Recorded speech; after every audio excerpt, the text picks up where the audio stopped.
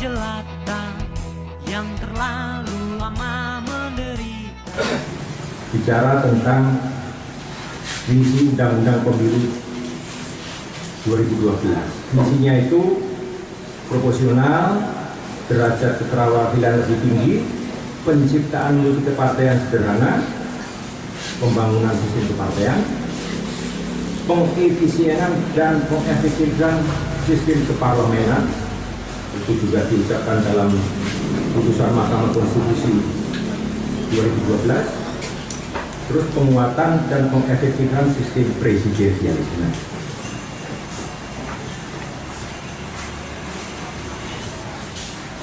Yang disebut presidensialisme Indonesia itu, demikian keluh kesah pemerintah waktu di MK tahun 2009, dianggap tidak efektif. Presidensialismenya tidak kuat. Pemerintah waktu itu ngeluh, DPR rapatnya selalu berbelit-belit, cari konsensus susah.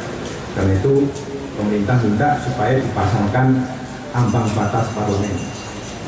Waktu itu 2,5, sekarang 3,5. Tapi saya mau berbicara dulu prinsip umum atau pokok. Jadi setiap bangsa Indonesia itu punya kesempatan dan peluang sama atau harga sama, itu oleh alokasi kursi DPR yang sekarang itu disederai. Dalam artian harga kursi di Kepulauan Riau itu 630.000, sedangkan di Kabupaten Cianjur dan Bogor, Dapil 3 Jawa Barat hanya 323.000. Jadi harga kursi di Kepulauan Riau itu hampir 2 kali lipat harga kursi di Kabupaten Cianjur dan Kota Bogor. Artinya apa?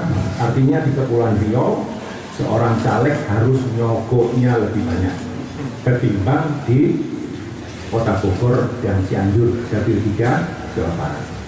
Tapi anehnya oleh Mahkamah Konstitusi hal ini diloloskan.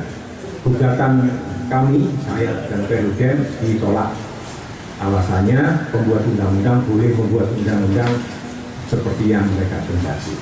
Nah ini sebetulnya saya katakan apa yang terjadi dengan alokasi kursi DPR itu tidak konstitusional. Tapi mungkin waktu itu sebutannya tidak tepat, tidak konstitusional, melainkan akil-sional. Ya. Jadi kalau akil-sional ya, kalau DPR-nya diganti, kursinya diganti miliar, mungkin alokasinya lain. Tapi karena 560 kursi, maka akil mikirnya ini miliar di belakang kursi.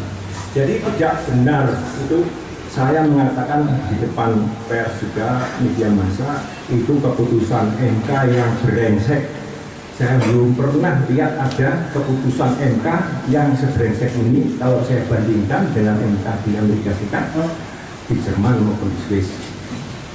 Jadi dia mengabaikan prinsip kesetaraan penduduk dan pemilih. Nah, waktu 2004 alasan perbedaan itu adalah mungkin di Jawa lebih maju, di luar Jawa tidak maju, karena itu di luar Jawa kecepatan.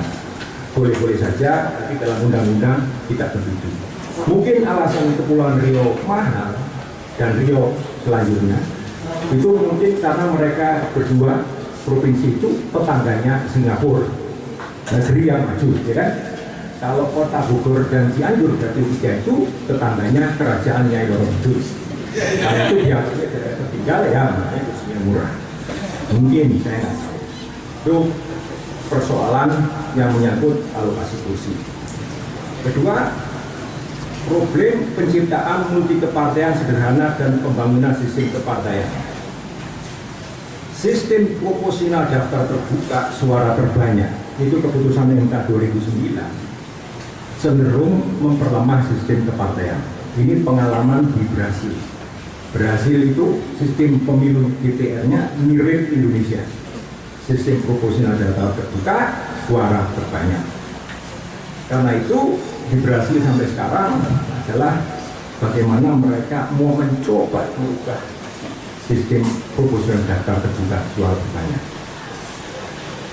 Di sana pada pemilu 2010 ada seorang artis yang sangat terkenal, kampanyenya gampang ya, dia bilang saya tidak tahu bagaimana cara kerja DPR, tapi pilihlah saya, nanti saya beritahu, kalau saya kepilih nanti saya beritahu bagaimana kerja DPR.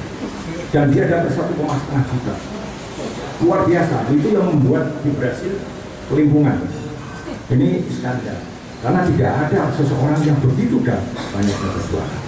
Karena dia dapat suaranya begitu banyak, parpolnya langsung terangkat. Jadi maka untuk pemilu kita mendatang, Anda semua harap siap-siap menerima caleg artis segala macam. Itu harus Anda terima.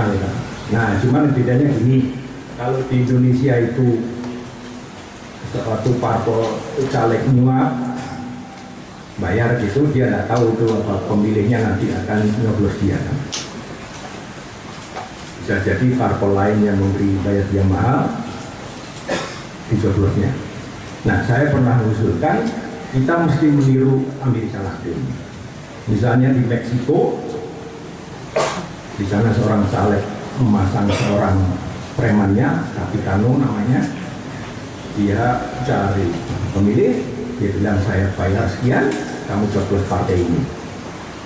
Nah, bedanya kalau di Meksiko itu tidak dibayar sekaligus, dibayar ada namanya uang muka, dan kalau milih benar baru dibayar penuh.